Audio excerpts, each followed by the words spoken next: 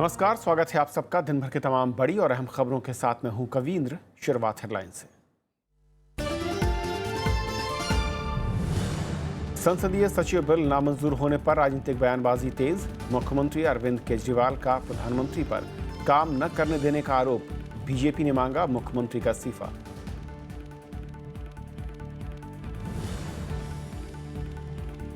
GST पर केंद्र को मिला तमिलनाडु को छोड़ सभी राज्यों का साथ। 22 राज्यों के वित्त मंत्रियों के साथ अरुण जेटली की बैठक। कहा, टैक्स की अधिकतम सीमा तय करने के खिलाफ है राज्य।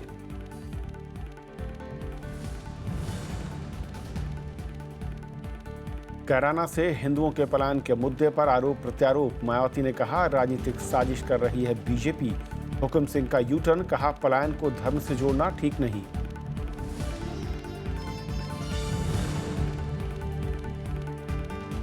हफ्ते भर के भीतर विजय माल्या को दूसरा बड़ा झटका। ईडी की अदालत ने घोषित किया भगोड़ा। बैंकों के 9,000 करोड़ रुपए के बकायेदार है माल्या।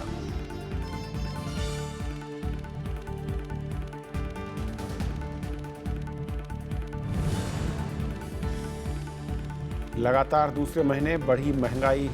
थोक महंगाई। सब्जियों, फलों, दालों समेत खाने पीने के सामान महंगा हुआ। 21 महीने के सबसे ऊंचे स्तर पर खुदरा महंगाई।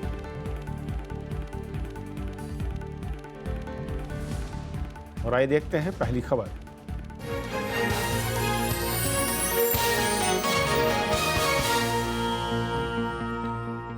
उत्तर प्रदेश में केराला पर पलायन के मसले पर अब राजनीति और गर्माती जा रही है। मायावती ने आज बीजेपी पर राजनीतिक साजिश का आरोप लगाया। उन्होंने खराब कानून व्यवस्था के मुद्दे पर समाजवादी पार्टी सरकार की तीखी आलोचना की। वहीं इस मामले को सुर्खियों में लाने वाले बीजेपी सांसद हुकुम सिंह ने सफाई देते हुए कहा कि उन्होंने इसे धर्म और जाति से कभी नहीं जोड़ा। उत्तर प्रदेश के कैराना कस्बे से बड़ी तादाद में लोगों के पलायन का मुद्दा सुर्खियों में है। इस पर समाजवादी पार्टी, बीजेपी और बीएसपी के बीच राजनीतिक बयानबाजी जारी है। बीएसपी अध्यक्ष मायावती ने बीजेपी पर राजनीतिक साजिश का आरोप लगाते हुए इसे सांप्रदायिक रंग देने की कोशिश बताया। उन्होंने कानून व्यवस्था के मुद्दे पर समाजवादी पार्टी सरकार की आलोचना भी की। इतना ही नहीं बल्कि इसकी आड़ में यहाँ हिंदू मुस्लिम दंगे फिसाद कराने की भी इनकी बहुत बड़ी घिनौनी साजिश थी।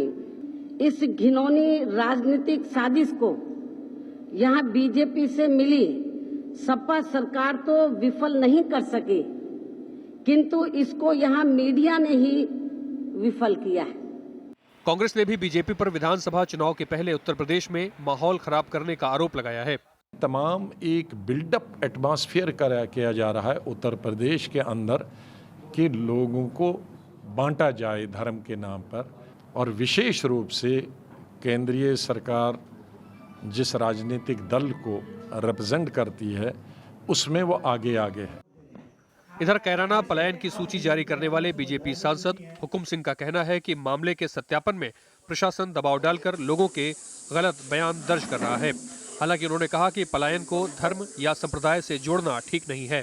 सूची पर सवाल उठाए यहाँ के शासन ने, प्रशासन ने, और वो दबाव में उठवाए उनसे ताकि वो असली मुद्दे से भटका सकें। असली मुद्दा कानून व्यवस्था का है। इसको भटकाने के लिए दो विषय आए। पहले तो इसको कम्युनल कलर दिया गया कि सांप्रदायिक बनाने की कोशिश की गई है, उसमें सफल नहीं हुए तो सूची को झुठलाने का प्रयास किया गया।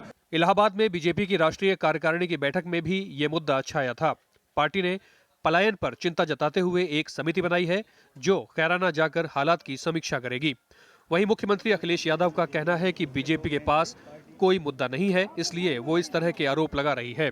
15 साल पहले चले गए, 10 साल पहले चले गए, वो काम की वजह से चले गए, कुछ हमारी सरकार बनने से पहले चले गए, लेकिन आरोप ये कि समाजवादी लोगों ने, हमने उन्हें भगा दिया। मैं समझता हूँ ये लोग साजिश कर रहे हैं, षड्यंत्र कर रहे हैं। चुनाव से पहले ये मुद्दा ढूंढ रहे हैं, मथुरा में कामयाब नहीं हो पाए, अब ये कैराना ढूंढ रहे हैं। वहीं राज्य सरकार की जांच रिपोर्ट में कानून व्यवस्था की खराब स्थिति के चलते पलायन के आरोपों को नकार दिया गया है। रिपोर्ट के मुताबिक आर्थिक पिछड़ापन इसके लिए जिम्मेदार है। बीजेपी सांसद हुकुम सिंह ने कैराना से 300 से ज्यादा हिंदू परिवारों की सूची जारी करके उनके पलायन का दावा किया था।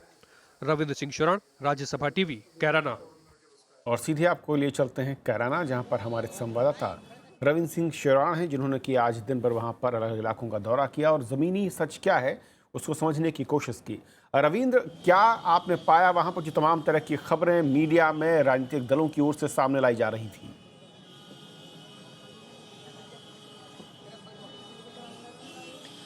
जी देखिए कविंद्र, जहाँ तक सांप्रदायिक मामले का बात है तो कैराना को यहाँ के सांप्रदायिक सद्भाव के लिए जाना जाता है। हिंदुस्तान में जितने भी आज तक सांप्रदायिक जो झगड़ों की खबरें आई हैं, कैराना लगातार उससे अछूता रहा है। यहाँ इस तरह की कभी भी खबरें सुनने को नहीं मिली, चाहे वो 1947 के दंगे हों या उसके बाद 1992 के बाबरी मस्जिद के बाद का काम हो। हाल ही में हुए मुजफ्फरनगर जो कि यहाँ के बिल्कुल बगल का जिला है, उस वक्त भी कैराना जो है बिल्कुल शांत रहा था। लेकिन आज जो हम लोग जब लगातार इस इलाके में घूम रहे हैं तो स्थिति पहले के मुकाबले थोड़ी असामान्य ज़रूर दिख रही है। जिस इलाके में जाते हैं वहाँ हर इंसान अपने पक्ष की बात कहता है। हम लोग उस इलाकों में भी गए जहाँ पे टीचर्स कॉलोनी और दूसरे इलाके जहाँ पर बाबू हुक्म सिंह ने एक लिस्ट जारी करके इनका जिक्र किया है कि यहाँ से कुछ लोगों ने पलायन किया है। वहाँ भी मुख्तलिफ तरह के जो व्यूज़ हैं वो हमारे सामने आए और जो मुस्लिम अल्पसंख्यक समुदाय है उनके लोगों से भी हमारी बातचीत हुई तो उनका एक अलग रुख है। मुस्लिम लगातार यहाँ पर बात कह रहे हैं कि किसी भी तरह के सद्भावना जो है वो यहाँ पे ख़राब नहीं हुई है, सब लोग यहाँ पर मिलजुल के रह रहे हैं। और ये जो तमाम बातें मीडिया के माध्यम से जनता के बीच जा रही हैं ये सिर्फ राजनीति का हिस्सा है। और क्योंकि चुनाव बहुत नज़दीक है, केवल 6 महीने की दूरी पर यहाँ से चुनाव है, इसलिए उसको ध्यान में रख के कुछ राजनीतिक दल जो है वो अपनी राजनीतिक रोटियां सेकना चाहते हैं, जिसकी वजह से कैराना जो है, जो सद्भाव का क्षेत्र कैराना को माना जाता है, वो बदनाम हो रहा है। इसके दूसरी तरफ अगर हम बात करें तो जो लोग यहाँ से गए हैं या उनके रिश्तेदार जो यहाँ बचे हुए हैं वो कह रहे हैं कि जिन लोगों को पलायन करने की ज़रूरत पड़ी है वो यहाँ पे करोड़ों का कारोबार करते थे, करीब 5-6 लाख रुपए की उनकी रोज़ाना की इनकम थी, उसको छोड़ के जाना कहीं ना कहीं सवाल खड़े करता है। क्योंकि लगातार कोशिशें की गई अपनी बात को यहाँ पर जो प्रशासन है उस तक पहुँचाने की, रंगदारी के उनको फ़ोन लगातार आते रहे थे। और इस बीच जो है करीब 3 साल पहले यहाँ पर 4-5 जो व्यापारी थे उनकी भी बड़ी वजह है जो आपने मर्डर कर दिया गया था, जिसके बाद हालात जो आप बता रहे हैं। फिलहाल बहुत बहुत शुक्रिया आपका वहां से ताज़ा अपडेट देने के लिए। हमारे साथ बीजेपी के प्रवक्ता सैयद जफर भी जुड़ रहे हैं। सैयद साहब, आपकी पार्टी की ओर से एक लिस्ट जारी की गई, आपके सांसद महोदय ने लिस्ट जारी की, उसके बाद बयानों की बाढ़ सी आ गई थी।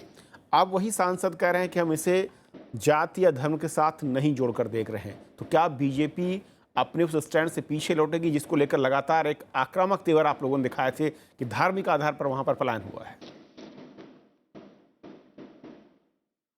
देखिए, 2-3 बातें बड़ी महत्वपूर्ण है। एक तो यह है कि वहाँ पर एक्सोडस बहुत लार्ज स्केल पे हुआ है।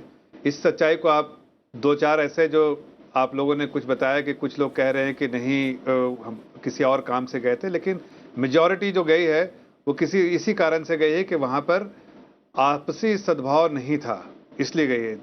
इस सच्चाई को आप हटा नहीं सकते। दूसरी बात, एक ख़ास बात है कि क्या एक ही कम्युनिटी को क्यों वहाँ से जाना पड़ा, ये भी एक बड़ी बात है, सोचने वाली बात है। इसलिए कि अगर चाहे वो हिंदू हो चाहे मुस्लिम हो, किसी जगह पर कहीं भी हो, अगर वो साथ रहने का एक सद्भाव का माहौल होना चाहिए। अगर कोई वहाँ से पलायन कर रहा है, वहाँ से एक्सोडस हो रही है फैमिलीज़ की, तो सिर्फ एक पर्टिकुलर कम्युनिटी को क्यों हो रही, ये स्टेट गवर्नमेंट को बहुत पहले ध्यान करना चाहिए था। स्टेट गवर्नमेंट बिल्कुल आंख बंद करके इस पर रही। एक दूसरी बात, तीसरी बात यह है कि अगर आप ये देखिए कि वहाँ पर पॉपुलेशन, मुस्लिम पॉपुलेशन जो है वो बढ़ते बढ़ते 92% हो गया और हिंदू पॉपुलेशन घटते घटते वो 8% हो गया। ये कहीं साफ साफ दर्शाता है कि स्टेट एडमिनिस्ट्रेशन इस बात के बारे में चिंतित नहीं है कि वहाँ पर इस तरह का माहौल कैसे क्रिएट हुआ कि एक ही पर्टिकुलर कम्युनिटी के लोग क्यों भाग के जा रहे हैं वहाँ से। नहीं, कोई ना कोई ऐसी बात जरूर होगी। अगर सिर्फ ऐसी हालत होती कि वहाँ के हालात की वजह से लोग छोड़ के जाना चाहते हैं, तो वो जो एकदम से जो डिक्लाइनिंग ये रहा है हिंदू आबादी में, वो उस तरह की कमी नहीं आनी चाहिए। जफर साहब, लेकिन तो ये सोचने वाली बात है। उसके लिए स्टेट एडमिनिस्ट्रेशन ठीक है, लेकिन मेरा सवाल ये है कि आपकी पार्टी और आपके सांसद अचानक इस मुद्दे को तब उठाते हैं जब उत्तर प्रदेश में चुनाव की आहट साफ दिखती है। उत्तर प्रदेश के कई और इलाके हैं, मैं बुंदेलखंड का जिक्र करूं जहां से हर साल लाखों लोग पलायन करते हैं, वहां के बारे में चर्चा क्यों नहीं होती है? क्या सिर्फ इसलिए क्योंकि राजनीतिक तौर पर कराना मुफीद है तमाम पार्टियों के लिए? नहीं, देखिए, इसको राजनीतिकरण देने से पहले इसको स्टेट में लॉ एंड ऑर्डर सिचुएशन से हम ज़्यादा जोड़ रहे हैं। देखिए, लॉ एंड ऑर्डर सिचुएशन पूरे उत्तर प्रदेश का बड़ी बुरी हालत में है और बिल्कुल कोलैप्स हो गया है। इस चीज़ को दर्शाता है और इसके लिए मथुरा में जो हुआ और ये कैराना में जो हुआ उसकी एक मिसाल बन के आई है कि ये एक टेस्टिमनी है कि वहाँ पर लॉ एंड ऑर्डर सिचुएशन बिल्कुल ख़त्म हो चुका है। तो इसको आप, अगर ये मुस्लिम आबादी भी इस तरह से जाती तो हम उसी तरह से बात करते कि भाई मुस्लिम आबादी अचानक इतना कम क्यों हो गई, जब अगर गिरते हुए, जबकि हिंदू आबादी बिल्कुल बढ़ गई, क्या वहाँ पर डर का भय का माहौल है?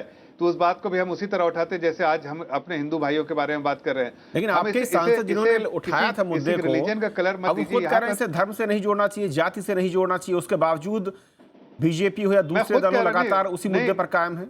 नहीं, फैक्ट्स, स्टैटिस्टिक्स सजेस्ट कि एक पर्टिकुलर कम्युनिटी के लोग छोड़ के जा रहे हैं और दूसरे पर्टिकुलर कम्युनिटी के लोग वहां पर बसते जा रहे हैं। ये स्टैटिस्टिक्स को आप हटा नहीं सकते। या आप ये 2016 का किसके हैं कि 92% ये तो महज एक शख्स के, एक सांसद साहब के हैं ना। ये स्टैटिस्टिक्स तो बीजेपी के नहीं है, ये स्टैटिस्टिक्स राज्य सरकार के नहीं है। ये बिल्कुल ये नहीं, ये स्टैटिस्टिक्स तो पब्लिश स्टैटिस्टिक्स है भाई। 2011 का सेंसस देखिए, 2016 का देखिए नंबर जो आया हुआ है रेटिफाइड नंबर, उसमें देखिए कि कितने % है। तो ये 2011 में जफर साहब उत्तर प्रदेश के 27 इलाके मेरे सामने हैं जहां पर पलायन हुआ और एक खास वर्ग का हुआ है, उनकी चर्चा नहीं है। मैं सिर्फ कराना इसीलिए बार बार पूछ रहा हूं, क्या इसलिए क्योंकि पश्चिमी उत्तर प्रदेश में जो राजनीतिक जमीन है वहां पर फसल उगाने की तैयारी है अब? नहीं, देखिए, जो भी जहां भी पलायन हो रहा है वो स्टेट में लॉ एंड ऑर्डर सिचुएशन की वजह से हो रहा है। और चाहे वो कराना हो चाहे कोई और जगह हो, हम हर बात को उठाएंगे, चाहे इसको किसी धर्म से, किसी कम्युनिटी से नहीं, लेकिन एक कम्युनिटी के सेंस, कम्युनिटी वेलफेयर जो एक होना चाहिए, उस सेंस के हिसाब से हर रहने वाले लोग, वो जो सद्भाव का एक माहौल होना चाहिए, वो उस नज़रिए से देखें तो हम इस चीज़ को ज़रूर उठाएंगे। लेकिन यहाँ पर हम सबसे बड़ी बात जो है, इम्पॉर्टेंट बात है जो आपके सामने हम लाना चाहते हैं कि इसको मीडिया कई जगह पे इसको सिर्फ हिंदू मुस्लिम इससे जोड़ रही है, लेकिन हमारा बीजेपी का वो मकसद नहीं है। बीजेपी का मकसद बहुत क्लियर है कि लॉ एंड ऑर्डर सिचुएशन बिल्कुल कोलैप्स हो गया है और मुलायम सिंह के जो बेटे हैं, जिनको जो गद्दी संवारी गई थी 2012 में, वो आज तक स्टेट के लिए कुछ नहीं किया है। वहाँ पर गुंडा राज के अलावा जो गुंडा राज का जो एक राज है वो बढ़ता चला गया है 2012 से आज तक, और इस हैसियत पे आ गया है कि लोग वहां से एक्सोडस कर रहे हैं और कहीं ना कहीं स्टेट एडमिनिस्ट्रेशन इस तरह के गुंडा जो हैं उनको सपोर्ट करती है, प्रोत्साहन देती है और प्रोटेक्शन देती है। ये मुद्दा है और इसी मुद्दा को लेकर हम इसको उठाते रहेंगे, चाहे कराना का मामला हो, चाहे मथुरा का हो या कहीं और भी हो। चलिए जफर साहब, वक्त दिया आपने, बहुत बहुत शुक्रिया इस तमाम मसले पर बातचीत करने के लिए आपका। और ये थी हमारी पहली खबर। छोटा सा ब्रेक और ब्रेक के उस पार दिन भर की दूसरी बड़ी खबर।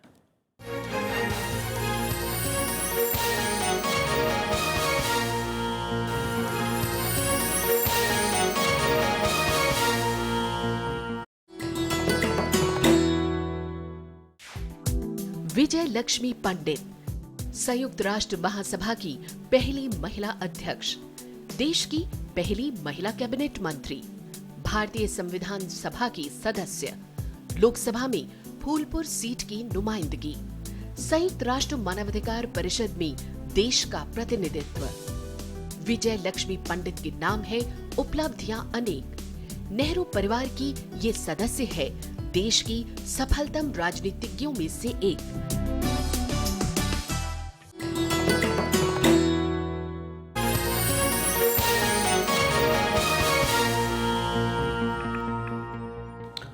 आम आदमी पार्टी के 21 विधायकों की विधायकी रद्द हो सकती है। राष्ट्रपति प्रणब मुखर्जी ने इन विधायकों को संसदीय सचिव के पद पर नियुक्त किए जाने वाले विधेयक को वापस लौटा दिया है, जिसके बाद दिल्ली के मुख्यमंत्री अरविंद केजरीवाल ने केंद्र पर काम न करने देने का आरोप लगाया। इस मामले पर राजनीतिक बयानबाजियां भी अब तेज हैं। दिल्ली के मुख्यमंत्री अरविंद केजरीवाल ने केंद्र सरकार पर राजनीतिक प्रतिशोध का आरोप लगाया है। संसदीय सचिव बिल के राष्ट्रपति से नामंजूर होने के बाद उन्होंने प्रधानमंत्री पर सवाल खड़े करते हुए कहा कि वो ना तो काम करते हैं और ना ही करने देना चाहते हैं। ना तो खुद काम करेंगे और ना दूसरों को काम करने देंगे। बताओ, इन सारे लोगों को अगर आप डिस्क्वालीफाई करके घर बिठा दोगे तो इससे इनको क्या मिल क्या रहा है नरेंद्र मोदी जी को? मोदी जी कहते हैं सोनिया गांधी पार्लियामेंट नहीं चलने दे रही बिकॉज उनको हार पच नहीं रही है। मैं मोदी जी से पूछना चाहता हूं कि आप दिल्ली सरकार को काम नहीं करने दे रहे, आपको दिल्ली की हार नहीं पच रही है। बीजेपी ने इसे आम आदमी पार्टी सरकार की नैतिक हार बताया है। साथ ही उसने मुख्यमंत्री अरविंद केजरीवाल के इस्तीफे की मांग की है। ये पूरा मसला जो डिस्क्वालिफिकेशन का चल रहा है वो महामहिम राष्ट्रपति और इलेक्शन कमीशन के पास है। ऐसे में जब आप इतने बड़े बड़े कॉन्स्टिट्यूशनल पदों पर आक्रमण करते हैं तो स्वाभाविक रूप से वो हिंदुस्तान के बड़े बड़े जो संवैधानिक पद हैं उसके क्रेडिबिलिटी को कम करने का काम करते हैं। वहीं कांग्रेस ने राष्ट्रपति के फैसले का स्वागत किया है। इस बिल को राष्ट्रपति जी ने रिजेक्ट कर दिया, केंद्र सरकार ने रिजेक्ट करा, राष्ट्रपति जी ने रिजेक्ट करा है। ये बिल ना केवल सैद्धांतिक रूप से, ना केवल नैतिकता के आधार पे, बल्कि कानून और प्रोसीजर के आधार पर भी ये बिल गलत था। वहीं कभी आम आदमी पार्टी के सदस्य रहे योगेंद्र यादव ने दिल्ली सरकार के फैसले पर ही सवाल उठाए हैं। असली सवाल ये है कि बिल आने की नौबत क्या पड़ी थी? ऐसा क्यों हुआ कि दिल्ली में जहां केवल एक संसदीय सचिव बनाने का कानून है, वहां 21 संसदीय सचिव क्यों बनाए गए? दिल्ली के मुख्यमंत्री अरविंद केजरीवाल ने मार्च 2015 को 21 विधायकों को संसदीय सचिव के रूप में नियुक्त किया था, जबकि जून 2015 में इससे जुड़ा बिल विधानसभा में पारित किया गया, जिसके बाद 21 विधायकों की सदस्यता रद्द करने की अलग अलग याचिकाएं राष्ट्रपति के पास और दिल्ली हाईकोर्ट में दी गईं। राष्ट्रपति ने इस मामले में निर्वाचन आयोग से सलाह मांगी। निर्वाचन आयोग ने 21 विधायकों को नोटिस जारी कर उनसे जवाब तलब किया था, लेकिन अब राष्ट्रपति के फैसले से आम आदमी पार्टी की मुश्किलें बढ़ गई हैं। अपने 21 विधायकों की विधायकी को सही ठहराने के लिए पार्टी और सरकार कई तरह की दलीलें सामने ला रही है, लेकिन क्या इनकी दलीलें कामयाब हो पाएंगी? क्योंकि जानकार मानते हैं कि इनकी नियुक्ति नियमों के मुताबिक हुई ही नहीं है। कैमरा पर्सन संतोष के साथ अनु दीवान, राज्यसभा टीवी, दिल्ली। दिल्ली सरकार के मंत्री गोपाल राय ने परिवहन मंत्रालय से इस्तीफा दे दिया है। उनकी जगह ये जिम्मेदारी सत्येंद्र जैन को सौंपी गई है। गोपाल राय का कहना है कि उन्होंने स्वास्थ्य कारणों के चलते परिवहन मंत्रालय छोड़ा है।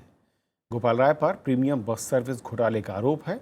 मंगलवार को गोपाल राय इसी सिलसिले में अपराध निरोधक शाखा के दफ्तर भी गए थे। दरअसल केजरीवाल सरकार ने ऐप आधारित प्रीमियम बस चलाने की योजना तैयार की थी। गोपाल राय पर इस योजना में निजी कंपनियों को फायदा पहुंचाने का आरोप लगा।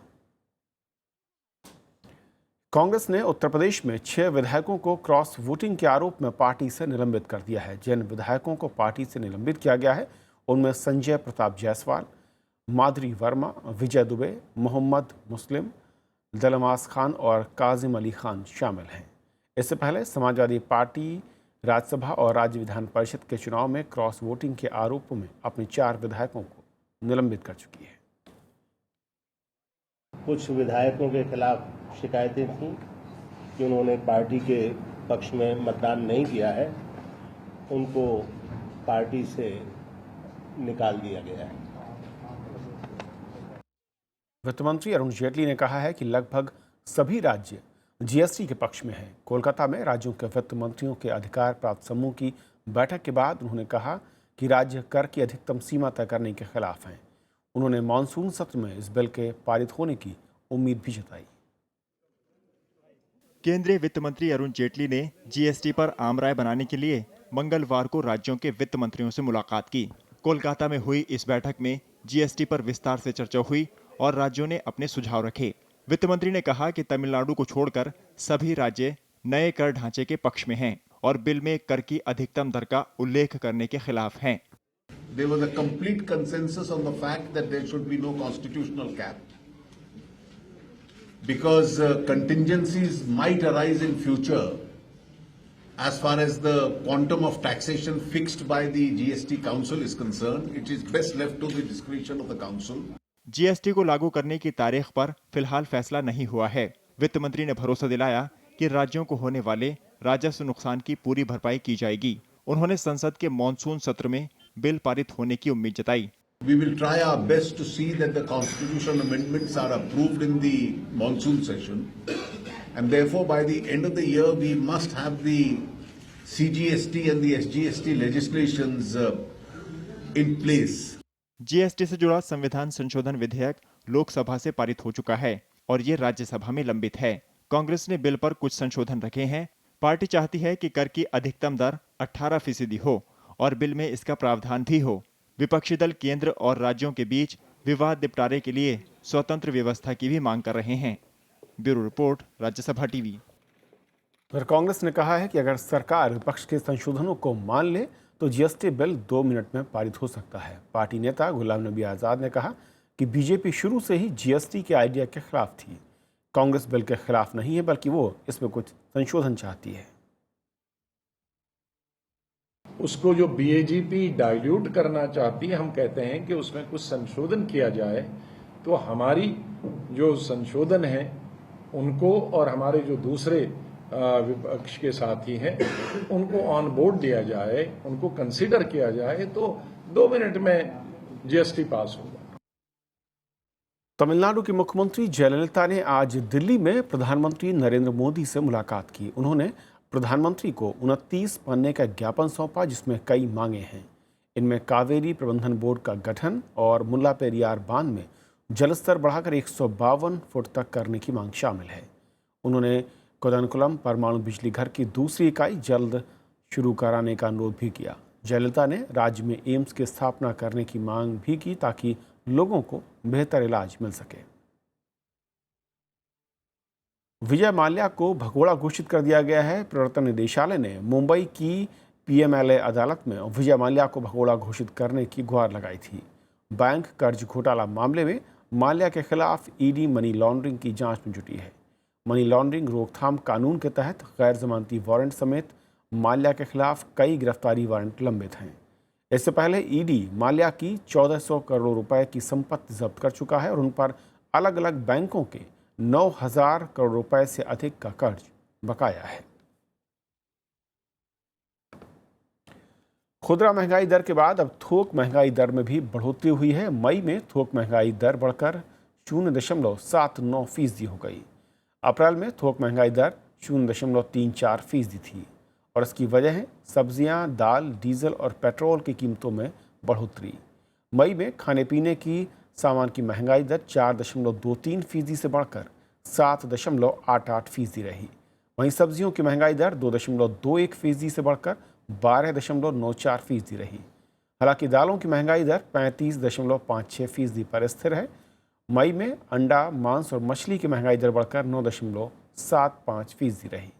इसके अलावा फलों और मैन्युफैक्चर्ड प्रोडक्ट्स में भी तेजी दर्ज की गई है। अरब की समाचार एजेंसी के मुताबिक सीरिया में आईएस के मुखिया अबू बकर अल बगदादी की मौत की खबर है। अमेरिका की गठबंधन सेना की तरफ से किए गए हवाई हमले में बगदादी के मारे जाने की खबर है। हालांकि आतंकी संगठन ने अभी तक इस खबर की पुष्टि नहीं की है। बगदादी 2010 में आतंकी संगठन आईएस का मुखिया बना था। 2011 में अमेरिका ने उसे आतंकवादी घोषित किया था। मशहूर साहित्यकार मुद्रा राक्षस का आज लखनऊ में अंतिम संस्कार कर दिया गया। उनका सोमवार को निधन हुआ था। 21 जून 1933 को लखनऊ के बेहट में जन्मे मुद्रा राक्षस का असली नाम सुभाष चंद्र आर्य था।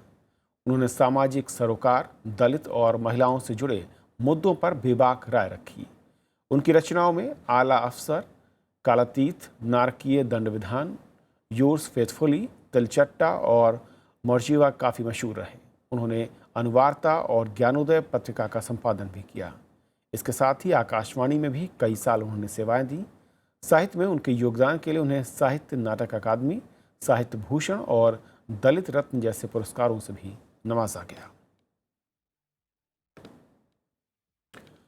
और आखिर में कुछ और अहम खबरों पर एक नजर। आंध्र प्रदेश सरकार विधायकों की कार्यक्षमता को बढ़ाने के मकसद से एक कार्यशाला का आयोजन करेगी। योजना के तहत इंडियन स्कूल ऑफ बिजनेस की तरफ से विधायकों को काम करने के नए तरीके और पेशेवर नेटवर्क के निर्माण की जानकारी दी जाएगी। सरकार ने देश में बढ़ती सड़क दुर्घटनाओं पर चिंता जताई है। केंद्रीय सड़क परिवहन मंत्री नितिन गडकरी ने लोगों से ट्रैफिक नियमों का पालन करने की अपील की।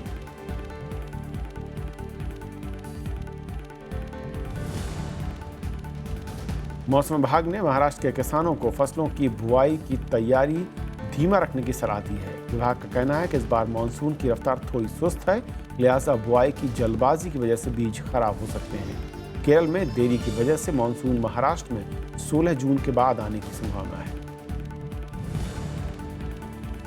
महाराष्ट्र के ठाणे में दूषित पानी पीने से 200 से ज्यादा लोग बीमार हो गए। इनमें से कुछ की हालत गंभीर बताई जा रही है। इन सभी को अलग अलग हॉस्पिटल्स में एडमिट कराया गया है। हिमाचल प्रदेश में रोडवेज बस कर्मियों की हड़ताल के चलते यात्रियों और पर्यटकों को मुश्किलों का सामना करना पड़ रहा है। अनुबंध पर कार्यरत कर्मियों को नियमित करने और पेंशन लाभ समेत कई मांगों को लेकर निगम के कर्मचारी 2 दिन की हड़ताल पर हैं। उपराष्ट्रपति मोहम्मद हामिद अंसारी ने 2015 बैच के भारतीय विदेश सेवा के ट्रेनी अधिकारियों से मुलाकात की। मुलाकात के दौरान उपराष्ट्रपति ने ट्रेनी अधिकारियों से विभिन्न मुद्दों पर चर्चा की और शुभकामनाएं दी। सीबीआई ने सिंडिकेट बैंक में कथित तौर पर 1000 करोड़ के धोखाधड़ी के मामले में चीफ मैनेजर समेत 5 लोगों के खिलाफ आरोप पत्र दाखिल किया है। आरोप के मुताबिक पिछले 4 वर्षों में जयपुर के सिंडिकेट बैंक में सैकड़ों नकली खाते, चेक, क्रेडिट और बीमा पॉलिसियों की आड़ में करोड़ों का लोन दिया गया। जम्मू कश्मीर के त्राल इलाके में सुरक्षा बलों ने आतंकवादी संगठन हिजबुल मुजाहिदीन के गुप्त ठिकाने का पता लगाया है। सुरक्षा बलों ने छापेमारी के दौरान भारी मात्रा में हथियार, गोला बारूद और नकदी बरामद की है। असम अपराध निरोधक शाखा ने सोमवार देर रात एक वन अधिकारी के घर पर छापेमारी की। छानबीन में अधिकारी के घर से चीता, हिरन और हाथी दांत जैसे कई जानवरों के अंग बरामद हुए और बाजार में इनकी कीमत करीब 50 लाख रुपए से ज्यादा बताई गई है।